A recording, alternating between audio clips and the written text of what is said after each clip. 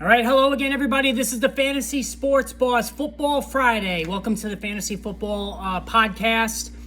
It is Friday, August 18th, 2023. We had our first Week 2 preseason game last night, which really was just a complete non-event. I mean, nobody of any importance played in the game yesterday, really worth talking about. But there are a couple of storylines that I want to get to today, including a possibility of a certain New England Patriot becoming the next Taysom Hill, which I'm going to get to shortly, plus the news of the day, like always. And then also I wanted to take a look at players who you're going to probably wind up regretting taking, as opposed to an alternative who went later in the draft that you should have taken in his place. And I got inspiration from that by my friend Frank Amarante, who's on Twitter. He did a tweet on that this morning, and so I kind of want to piggyback on that. I'm not going to take credit for it. It was his idea, but I thought, you know what? It got me thinking about some players that I think we're going to regret, taking as opposed to some others. But before I go any further, make sure you hit the subscribe button, the notification button as well. Lots of games the next couple of days. I know here in New York, the Giants and the Panthers are going to go at each other. The Jets are playing the new Tampa Bay Buccaneers. So hopefully, we get through these games without any significant injuries. Next week is the big one, though. I mean, week 3 in the preseason is always when Aaron Rodgers is expected to play for the Jets. Week 3 of the preseason is when we always historically have these major injuries. Those who draft early, this is the one you have to fear the most. So hopefully next week will be all right. But some news earlier today. So Ron Rivera has officially named Sam Howell the starting quarterback for the Washington Commanders. And really no surprise. This has been talked about all offseason. I know that they gave a pricey contract to Jacoby Brissett. Really, that was an insurance play more than anything. And listen, Brissett is what he is. He's a journeyman backup fringe starting quarterback. He straddles that line more than probably any other quarterback in the entire NFL. Marcus Mariota probably right there with him as well. He's just good enough to be a starter on a bad team, not good enough to be a starter on even a decent team. But at least the Commanders have some support. Now, what do we know about Sam Howell? Not much. In North Carolina, though, there was some really mixed bag of results when it came to Howell. A couple of years ago, when he was a junior, Howell, was looked at as a possible first-round draft pick. Stayed in school, had a really bad year. The offense as a whole for North Carolina, his senior year, Sam Howell, was terrible. The offensive line was one of the worst in the entire nation, so he really didn't have a chance to throw the football much. But still, his final season, 828 yards rushing, 11 scores on the ground. That's big-time, running production for a quarterback. And in today's fantasy football, we want those dual-threat quarterbacks. We want the Justin Fields. That's why Anthony Richardson is being drafted the way he is. There's only a select few. And, I think that alone makes Howell, an intriguing backup in single quarterback leagues. Now, he's the one league that I'm in that we already finished drafting. He didn't get drafted, Howell. And as a matter of fact, Geno Smith, before I forget, in that 10-team PPR league, 16-round draft, Geno Smith was drafted in the very last round. So if you want to choose to go real cheap at quarterback in a single quarterback league, Geno Smith is your guy. But anyway, listen, Howell's interesting. There's weapons in Washington. You have an emerging Jahan Dotson, second-year player. You have Terry McLaurin, who's been a 1,000-yard, quietly effective low-end wide receiver 1, high-end 2 since coming into the league. You have some interesting weapons at running back in Antonio Gibson with his pass receiving, and Brian Robinson, power runner, was just okay as a rookie. But listen, you got to give him a pass the way things started. Obviously, having gotten shot, which is still like crazy to even mention here that actually even happened. But he's worth an audit, Sam Howell. He's definitely worth an audit. I mean, listen, if you have Ryan Tannehill as your backup in a single quarterback league, or Mac Jones or Brock Purdy, none of those guys should be your backup in a single quarterback league. Take a shot on a upstart like a Howell who has running ability. All right. I mean, Anthony Richardson is being drafted almost solely on his running ability right now because he's a work in progress as a passer. So, that for Sam Howell at least makes him makes him interesting. All right. So, Taysom Hill. Last season, a year ago at this time, the videos that got the most initial views on this channel, when I launched this channel last year, when I moved away from my website, anybody that used to follow me on my website, thefantasysportsboss.com, I ended that. Just got to be a little too labor intensive when you add in all the draft guides and stuff that I was doing. So I ended that and I started this channel. And the biggest thing that generated the most initial traffic were my Taysom Hill videos. And that's because he was a never before seen cheat code hybrid player where in Yahoo leagues, and I don't know where else he qualified, he had tight end eligibility despite being, a quarterback, right? He's come into the league as a quarterback, but he also is a jack of all trades player. And the way the Saints used him last year as a runner primarily, also threw an occasional pass, caught an occasional pass, it was unbelievable. I mean, Hill had some crazy weeks where he put up some, astronomical points. I believe he was the 5th or 6th highest scoring tight end in PPR leagues last year. But then you also had those weeks where he did pretty much nothing. So it was really as extreme from one week to the next as you could possibly get. And then you saw later on Jeff Driscoll, that role kind of was emulated for him as well with Houston. And now this season, we're starting to get some whispers in New England, according to Mike Reese of ESPN, that Malik Cunningham, the Louisville quarterback who ran for 1,000,000 yards in college. I mean, just as a tremendous athlete, tremendous runner. He could be used in that Taysom Hill kind of role. Whether it's a tight end, whether it's a receiver, he's taken reps at receiver going back to July mini camps and things of that nature. So Malik Cunningham, who had a big preseason debut for the Patriots, and listen, the Pats know how to find these guys in the late rounds and free agent quarterbacks and things like that. The one thing you could say about Malik Cunningham, he's not much of a passer, but man, he can run. He can really run the football, and he also could catch it. Based on some videos that have been out there about him working as a receiver in camp. Antoine Randall L comes to mind. Former Indiana quarterback, turned to a decent enough receiver that he played. Had a decent enough career. Nothing earth-shattering, but he carved out a role for himself in the NFL. Malik Cunningham, could he be that as well? Maybe. Really, you'd be more interested if he got the tight end eligibility. Now, Mike Gesicki's already beat up. Hunter Henry is there, so I don't think he's going to get that tight end eligibility. If he's a wide receiver, not interested. If he gains tight end eligibility, then I'm interested, just given the shallow nature of that position. So, yeah, that was something that's interesting to me for sure. That we're just gonna have to keep our eyes on as well. All right, Kenneth Walker is back from his groin injury, fully practicing with the team with the Seattle Seahawks. I myself drafted Zach Charbonnet, the rookie, because I've said all along he's the number one handcuff. There's no doubt in my mind he is a true 3-down back. If something were to happen to Walker, and Walker, his MO going back to college is that he always gets hurt at least at some point during the season. All right, the Lions waived Denzel Mims. It just hasn't happened for Denzel Mims. I mean, I'm sure he'll catch on with somebody, but nothing really going on there with him, unfortunately. Just hasn't worked out. Baylor receivers generally haven't done well in the NFL. That's just the system, and he's going to move on now. All right, so I've spoken often about the team that the one league that I'm in. Now, my second draft is this Thursday, and that's an in-person draft, and I have the 8th overall pick, so I'm lining up Saquon Barkley or Travis Kelce for that spot. In round 2, hopefully I'll get Amon-Ra St. Brown. But the league that I drafted, 10-team PPR league, we went 16 rounds. That draft is done, finally. We did a slow draft, and this is who I ended up. So you guys know the majority of players because I've talked about this already. But Jalen Hurts is my quarterback, who I took in the 3rd round.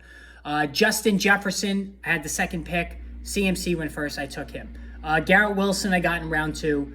Jalen Waddle dropped to round 4 because he's a little beat up. He's dealing with an injury. But still, I mean, the fact that he dropped, and it would have been the 3rd round in a standard league. Because this is only a 10-team league. But I was able to get him in round 4. James Conner I took in round 5. Tyler Lockett for my flex. I took him in round 6. Darren Waller for my tight end. And yes, I'm a Giants homer, so that's why I went there. So I took him in round 7. Cam Akers took in round 8. David Montgomery I took in round 9. I took Deshaun Watson in round 10. So I wanted to have a good backup because Jalen Hurts is a slim quarterback. He's dealt with injuries. So that's why I wanted to have a top backup, which I think Deshaun Watson is. Then I took Zach Carbonet from Seattle, Odell Beckham, and that was my worst pick. Listen, you can kill me for Odell Beckham. I should have took Zay Flowers, who was available. Listen, I've been an Odell sucker forever because, again, Giant fan, memories of him as a alpha wide receiver 1 are still fresh in my mind. I just can't stop with this guy. I'm prone to being a sucker for certain players, and that's Odell. And I did it. Then I took Kenneth Gainwell, and the fact that he was available to me in round 13, I'll take it because right now he has the inside track to the job. Now, he did play last night with Rashad Penny. Penny had 2 carries for 18 yards. I think Gainwell was 2 for 6, so it wasn't anything earth-shattering, and I'm really curious to see how this is going to shape up. I talked about this in the last podcast. I think there's a very good chance that Rashad Penny gets cut. Trey Sermon is still there. Boston Scott is still there. Something's got to give. So one of these guys maybe 2 are going to shake loose. All right, round 14, I took Kareem Hunt. Listen, he's going to sign somewhere, so I'm curious to see how this shakes out. Round 15, I took Leonard Fournette, sitting out there with no team. In round 15, why not? Right? Why not? I could just cut him at any point. But if he signs with somebody gets hurt, then it's a great pickup in round 15. And finally, round 16, I took Jeff Wilson Jr.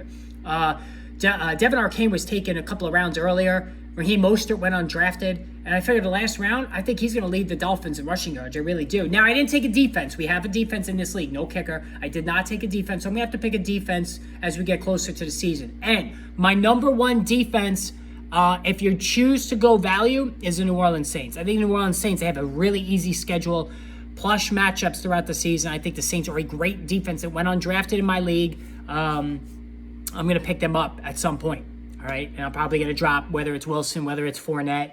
I have a lot of running backs because, again, I went not zero running back, but value running back. And I ended up with James Conner and Cam Akers, 2 of the cheapest price bell cow backs. So this can be done. And I have David Montgomery, who's in line to score a bunch of touchdowns, as my 3rd back. I'm okay with that. Then I have Gainwell, Kareem Hunt, Leonard Fournette, Jeff Wilson. So I have bodies, okay? I have 2 backup receivers. Really 1, Odell, because I'm going to have Lockett in the flex, all right? So I'm a little thin at receiver. No backup tight end. Not worried about that. I have my backup quarterback. So I really like this team. I really do. And I'm interested to see how this goes. So it's a 10-team league. My other league's a 12-team league. I draft in person Thursday night. I'll do a podcast on it Friday. I have the 8th pick, like I said. Probably going to end up with either Barkley or Kelsey. That's the way it's looking. So if I take Kelsey, I'm going value at quarterback. Because, again, you don't want to take a quarterback and a tight end among the first 5 rounds, if you can help it. You go one of them, and then you value the other one. So I could take it to Deshaun Watson and Daniel Jones as a combo, or Daniel Jones, Geno Smith, and just rotate them throughout the course of the season as I stack up the running backs and the wide receivers. So let me know how I did on that team. I think I'm happy with it. All right, I'm happy with it. I think it's gonna work out, and we'll see. All right, so the other, like I said in the beginning of the show, I wanted to talk about players at each position we're going to regret drafting, as opposed to somebody who was cheaper, I should say, that we should have drafted instead. Joe Burrow. Listen, and I'm going to agree. This is one of the things that Frank posted, Frank Amarante. Go follow him on Twitter. He said that you're going to regret taking Joe Burrow as opposed to Justin Herbert. I agree. I think they're very similar. They're both in pass-first offenses. You can get Herbert cheaper. So let me pull this up, the up-to-the-date fantasy ADPs, which helps. And I'm going to even go beyond that in a second here. So right now, let me just set it for PPR. So, and anybody that's still doing standard scoring, I mean, you got to get with the times. No more standard scoring. You got to do PPR.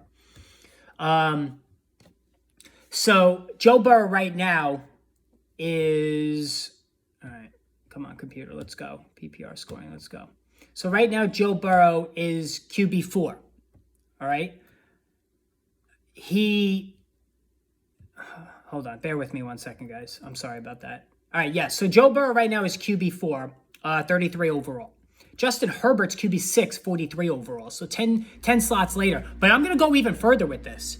I'm going to say you're going to regret Joe Burrow and should have taken Trevor Lawrence. So Trevor Lawrence, who runs just as much as Burrow, passing offense, maybe even more weapons. He's got the better tight end for sure. All right, he's got 3 good receivers to throw to. You want to throw in Tyler Boyd and say that Burrow has 3 good ones? Okay, but I think if you drafted the 6 receivers among Kirk, Zay Jones, Ridley, Boyd, Chase, and Higgins, Boyd would be drafted last. So Burrow, QB4, 33 overall, or Trevor Lawrence, QB8, 54. So that, I think, absolutely works. I'll give you another one. Dak Prescott, quarterback 10, 84 overall. Okay? You could go a number of ways here. Kirk Cousins, QB 13 at 103. You can go Daniel Jones, QB 14, 108. Geno Smith, still QB 15, 114. All of those guys should, in my opinion, go ahead of Dak Prescott, who is no longer a runner, injury prone, and now has an offense that's the plays are going to be called by Mike McCarthy, the head coach himself, who was very unimaginative in Green Bay, and was run heavy. So, listen, that's an issue. That is an issue. I don't like Dak Prescott at all. I just don't like him at all. All right, let's look at running back.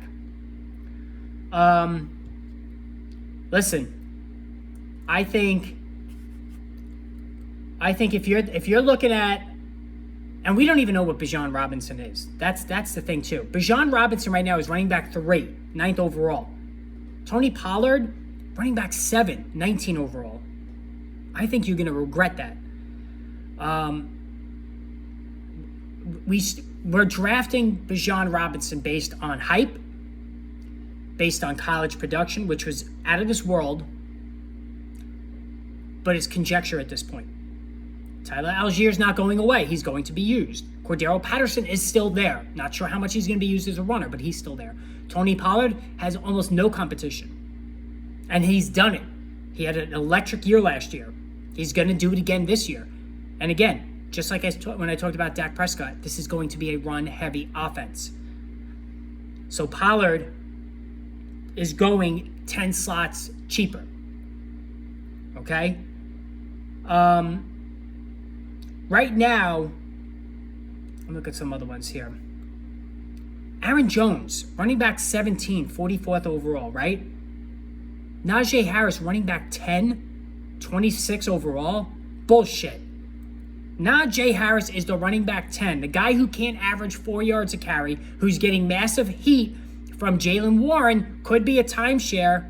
Even if it's 60-40, he's running back 10 in a PPR league where Aaron Jones every year averages 5 yards per carry, every year catches over 5 touchdowns, every year runs for a bunch of yardage.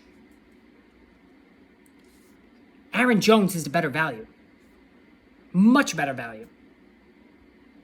So, I mean, that one's an obvious one right there. We talked about James Conner, running back 22, 65 overall.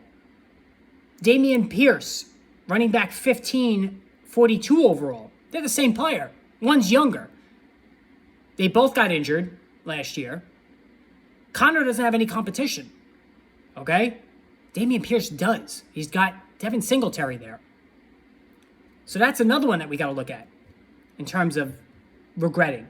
Wide receivers. Listen, Tyreek Hill, wide receiver 3, 8th overall. Just take Jalen Waddle. Wide receiver 11, 23 overall. More yardage. Can catch more passes. If you're going to take a Miami wideout and be beholden to the injury issues of Tua Tagovailoa, take the cheaper one. Cooper Kupp, Jesus. Wide receiver 4, 5 overall. I mean, CeeDee Lamb at number 7, 13 overall. Amon-Ra St. Brown, wide receiver 10, 18 overall. Yes, both of those guys. Devontae Adams, question marks at quarterback, offense. He's wide receiver 8, 16 overall. I want Chris Olave, wide receiver 14, 28 overall. Wow.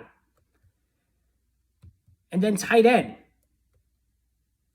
You have George Kittle, tight end 4, 51 overall. I'll take Darren Waller, tight end 6, 68 overall. Number 1 guy in the passing offense. I mean, that one's easy. How about this one? Dallas Goedert, tight end 7, 71 overall. I'll take Pat Freiermuth, tight end 9, 93 overall. So anyway, guys, Football Friday, live stream later. Hit the notification button. Not sure when. It's going to probably be early, around 3, 4 o'clock, so look for that.